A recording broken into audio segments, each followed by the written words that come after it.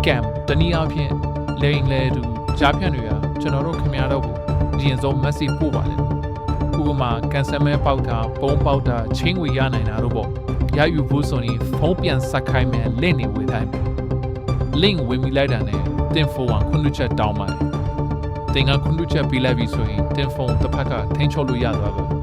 အဲ့ချိန်တင်ရဘဏ်အကောင့်တွေဘဏ် password တွေတစ်ဖက်ကစောင့်ကြည့်ရင်းနဲ့စတင်ခိုးလို့တာပဲဖြစ်ပါ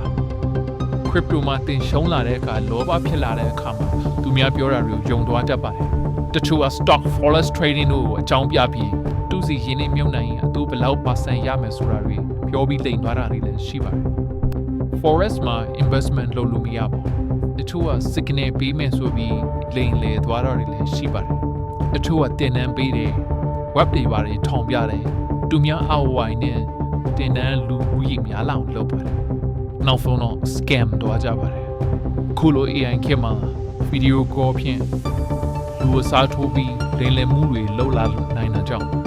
တရားရာကိုတေချာစဉ်းစားပြီးဆုံးဖြတ်ဖို့လိုပါတယ် crypto အကြောင်းအရာတွေအပြင်အခြားသောဤပညာအကြောင်းအရာလေးတွေတင်ပြပေးသွားမှာမို့ကျွန်တော်ရဲ့ channel လေးကို like and follow ခင်ကူညီပေးကြပါအောင်ခင်ဗျာအားလုံးကိုကျေးဇူးတင်ပါတယ်ခင်ဗျာ